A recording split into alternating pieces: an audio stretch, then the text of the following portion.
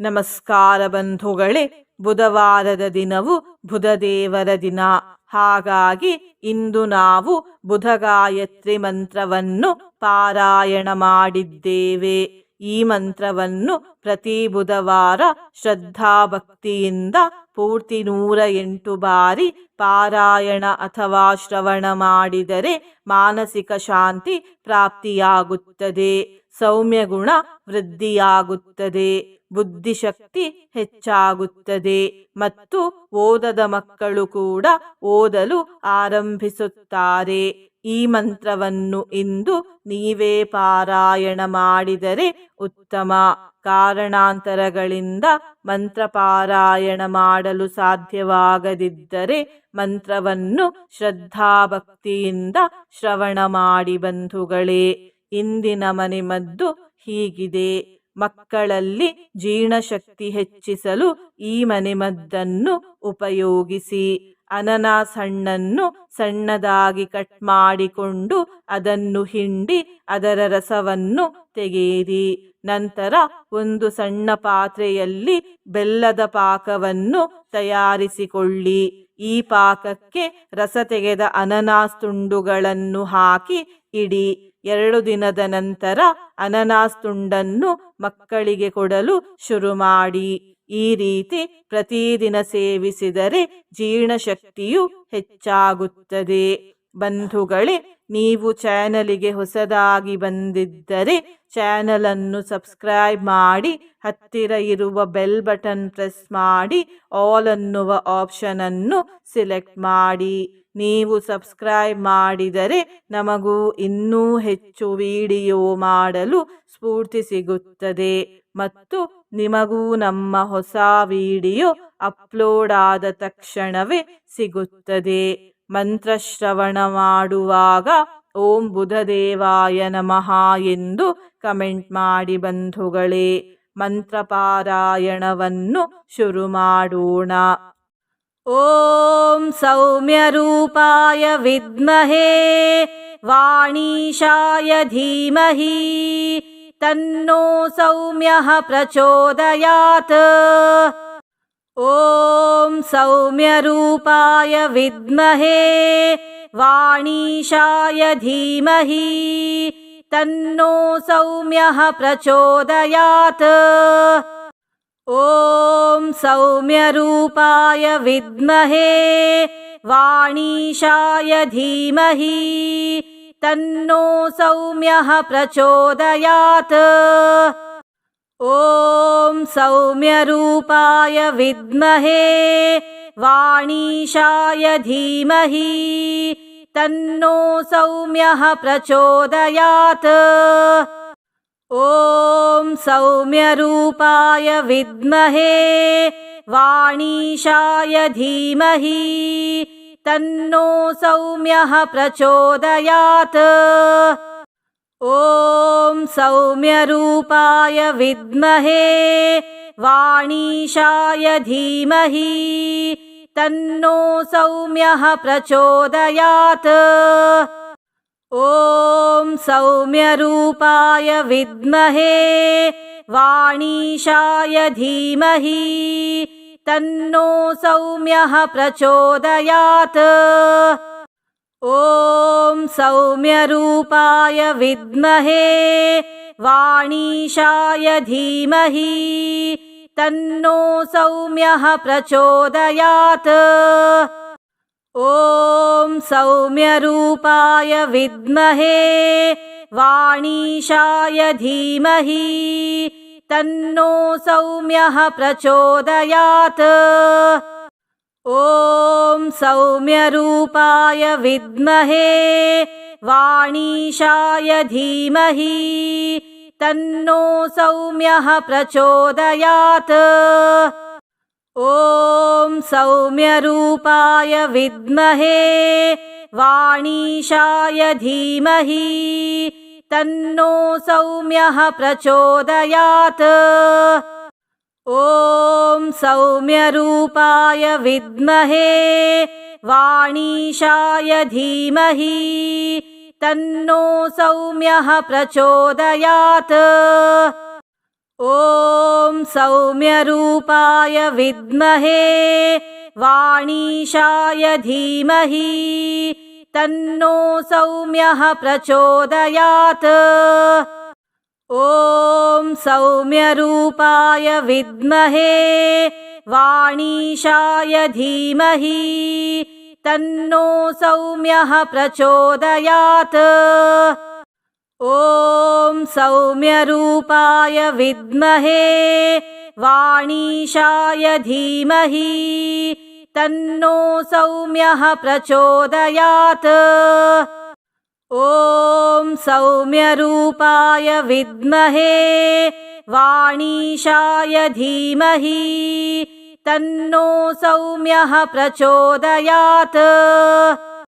ॐ सौम्यरूपाय विद्महे वाणीशाय धीमहि तन्नो सौम्यः प्रचोदयात्।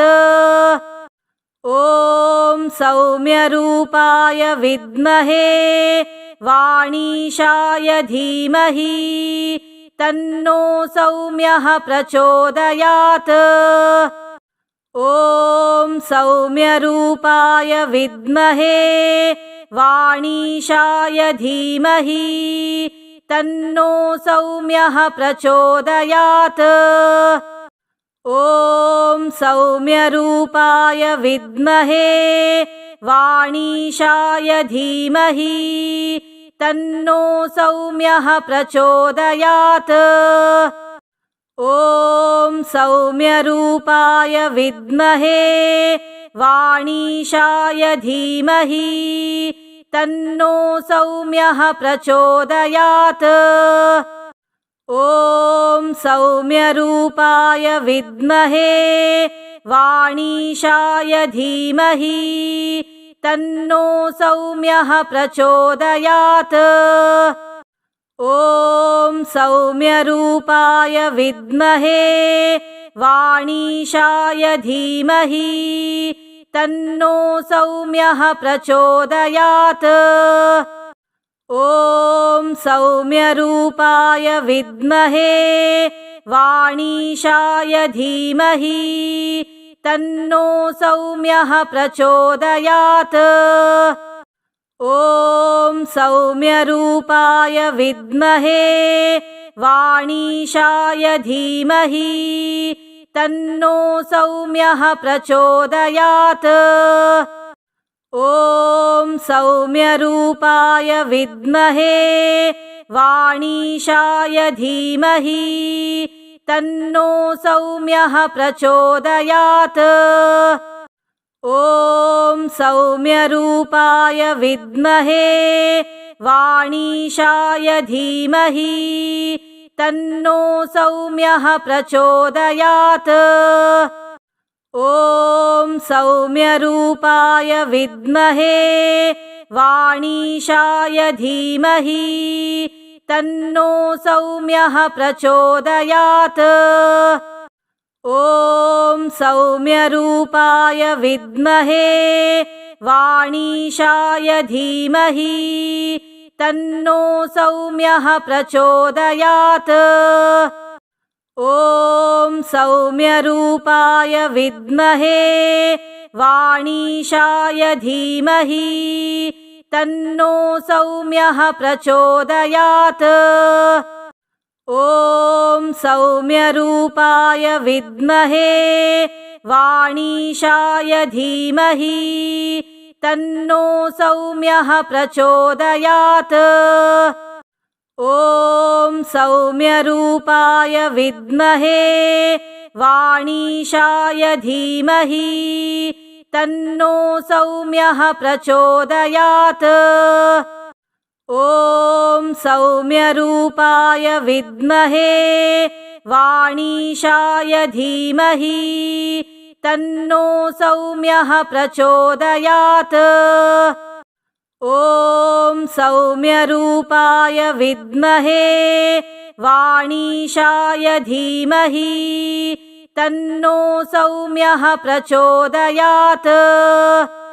ॐ सौम्यरूपाय विद्महे वाणीशाय धीमहि तन्नो सौम्यः प्रचोदयात्। ॐ सौम्यरूपाय विद्महे वाणीशाय धीमहि तन्नो सौम्यः प्रचोदयात्। ॐ सौम्यरूपाय विद्महे वाणीशाय धीमहि तन्नो सौम्यः प्रचोदयात्। ॐ सौम्यरूपाय विद्महे वाणीशाय धीमहि तन्नो सौम्यः प्रचोदयात्। ॐ सौम्यरूपाय विद्महे वाणीशाय धीमहि तन्नो सौम्यः प्रचोदयात्। ॐ सौम्यरूपाय विद्महे वाणीशाय धीमहि तन्नो सौम्यः प्रचोदयात्। ॐ सौम्यरूपाय विद्महे वाणीशाय धीमहि तन्नो सौम्यः प्रचोदयात्। ॐ सौम्यरूपाय विद्महे वाणीशाय धीमहि तन्नो सौम्यः प्रचोदयात्। ॐ सौम्यरूपाय विद्महे वाणीशाय धीमहि तन्नो सौम्यः प्रचोदयात्। ॐ सौम्यरूपाय विद्महे वाणीशाय धीमहि तन्नो सौम्यः प्रचोदयात्। ॐ सौम्यरूपाय विद्महे वाणीशाय धीमहि तन्नो सौम्यः प्रचोदयात्। ॐ सौम्यरूपाय विद्महे वाणीशाय धीमहि तन्नो सौम्यः प्रचोदयात्। ॐ सौम्यरूपाय विद्महे वाणीशाय धीमहि तन्नो सौम्यः प्रचोदयात्। ॐ सौम्यरूपाय विद्महे वाणीशाय धीमहि तन्नो सौम्यः प्रचोदयात्। ॐ सौम्यरूपाय विद्महे वाणीशाय धीमहि तन्नो सौम्यः प्रचोदयात्। ॐ सौम्यरूपाय विद्महे वाणीशाय धीमहि तन्नो सौम्यः प्रचोदयात्।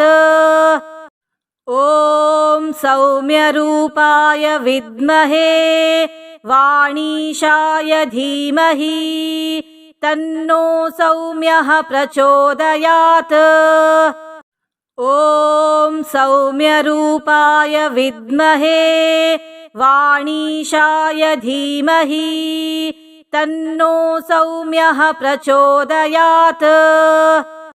ॐ सौम्यरूपाय विद्महे वाणीशाय धीमहि तन्नो सौम्यः प्रचोदयात्। ॐ सौम्यरूपाय विद्महे वाणीशाय धीमहि तन्नो सौम्यः प्रचोदयात्। ॐ सौम्यरूपाय विद्महे वाणीशाय धीमहि तन्नो सौम्यः प्रचोदयात्। ॐ सौम्यरूपाय विद्महे वाणीशाय धीमहि तन्नो सौम्यः प्रचोदयात्। ॐ सौम्यरूपाय विद्महे वाणीशाय धीमहि तन्नो सौम्यः प्रचोदयात्। ॐ सौम्यरूपाय विद्महे वाणीशाय धीमहि तन्नो सौम्यः प्रचोदयात्। ॐ सौम्यरूपाय विद्महे वाणीशाय धीमहि तन्नो सौम्यः प्रचोदयात्। ॐ सौम्यरूपाय विद्महे वाणीशाय धीमहि तन्नो सौम्यः प्रचोदयात्। ॐ सौम्यरूपाय विद्महे वाणीशाय धीमहि तन्नो सौम्यः प्रचोदयात्। ॐ सौम्यरूपाय विद्महे वाणीशाय धीमहि तन्नो सौम्यः प्रचोदयात्। ॐ सौम्यरूपाय विद्महे वाणीशाय धीमहि तन्नो सौम्यः प्रचोदयात्। ॐ सौम्यरूपाय विद्महे वाणीशाय धीमहि तन्नो सौम्यः प्रचोदयात्। ॐ सौम्यरूपाय विद्महे वाणीशाय धीमहि तन्नो सौम्यः प्रचोदयात्। ॐ सौम्यरूपाय विद्महे वाणीशाय धीमहि तन्नो सौम्यः प्रचोदयात्। ॐ सौम्यरूपाय विद्महे वाणीशाय धीमहि तन्नो सौम्यः प्रचोदयात्।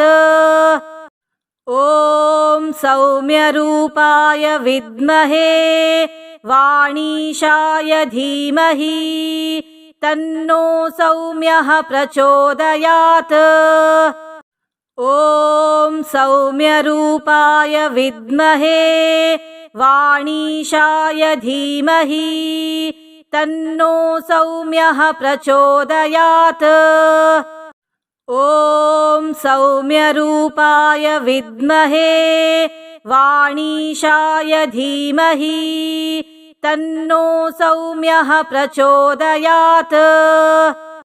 ॐ सौम्यरूपाय विद्महे वाणीशाय धीमहि तन्नो सौम्यः प्रचोदयात्। ॐ सौम्यरूपाय विद्महे वाणीशाय धीमहि तन्नो सौम्यः प्रचोदयात्। ॐ सौम्यरूपाय विद्महे वाणीशाय धीमहि तन्नो सौम्यः प्रचोदयात्। ॐ सौम्यरूपाय विद्महे वाणीशाय धीमहि तन्नो सौम्यः प्रचोदयात्। ॐ सौम्यरूपाय विद्महे वाणीशाय धीमहि तन्नो सौम्यः प्रचोदयात्। ॐ सौम्यरूपाय विद्महे वाणीशाय धीमहि तन्नो सौम्यः प्रचोदयात्। ॐ सौम्यरूपाय विद्महे वाणीशाय धीमहि तन्नो सौम्यः प्रचोदयात्। ॐ सौम्यरूपाय विद्महे वाणीशाय धीमहि तन्नो सौम्यः प्रचोदयात्। ॐ सौम्यरूपाय विद्महे वाणीशाय धीमहि तन्नो सौम्यः प्रचोदयात्। ॐ सौम्यरूपाय विद्महे वाणीशाय धीमहि तन्नो सौम्यः प्रचोदयात्। ॐ सौम्यरूपाय विद्महे वाणीशाय धीमहि तन्नो सौम्यः प्रचोदयात्। ॐ सौम्यरूपाय विद्महे वाणीशाय धीमहि तन्नो सौम्यः प्रचोदयात्। ॐ सौम्यरूपाय विद्महे वाणीशाय धीमहि तन्नो सौम्यः प्रचोदयात्। ॐ सौम्यरूपाय विद्महे वाणीशाय धीमहि तन्नो सौम्यः प्रचोदयात्। ॐ सौम्यरूपाय विद्महे वाणीशाय धीमहि तन्नो सौम्यः प्रचोदयात्। ॐ सौम्यरूपाय विद्महे वाणीशाय धीमहि तन्नो सौम्यः प्रचोदयात्। ॐ सौम्यरूपाय विद्महे वाणीशाय धीमहि तन्नो सौम्यः प्रचोदयात्। ॐ सौम्यरूपाय विद्महे वाणीशाय धीमहि तन्नो सौम्यः प्रचोदयात्। ॐ सौम्यरूपाय विद्महे वाणीशाय धीमहि तन्नो सौम्यः प्रचोदयात्। ॐ सौम्यरूपाय विद्महे वाणीशाय धीमहि तन्नो सौम्यः प्रचोदयात्। ॐ सौम्यरूपाय विद्महे वाणीशाय धीमहि तन्नो सौम्यः प्रचोदयात्। ॐ सौम्यरूपाय विद्महे वाणीशाय धीमहि तन्नो सौम्यः प्रचोदयात्। ॐ सौम्यरूपाय विद्महे वाणीशाय धीमहि तन्नो सौम्यः प्रचोदयात्। ॐ सौम्यरूपाय विद्महे वाणीशाय धीमहि तन्नो सौम्यः प्रचोदयात्। ॐ सौम्यरूपाय विद्महे वाणीशाय धीमहि तन्नो सौम्यः प्रचोदयात्। ॐ सौम्यरूपाय विद्महे वाणीशाय धीमहि तन्नो सौम्यः प्रचोदयात्। ॐ सौम्यरूपाय विद्महे वाणीशाय धीमहि तन्नो सौम्यः प्रचोदयात्। ॐ सौम्यरूपाय विद्महे वाणीशाय धीमहि तन्नो सौम्यः प्रचोदयात्। ॐ सौम्यरूपाय विद्महे वाणीशाय धीमहि तन्नो सौम्यः प्रचोदयात्। ॐ सौम्यरूपाय विद्महे वाणीशाय धीमहि तन्नो सौम्यः प्रचोदयात्। ॐ सौम्यरूपाय विद्महे वाणीशाय धीमहि तन्नो सौम्यः प्रचोदयात्। ॐ सौम्यरूपाय विद्महे वाणीशाय धीमहि तन्नो सौम्यः प्रचोदयात्।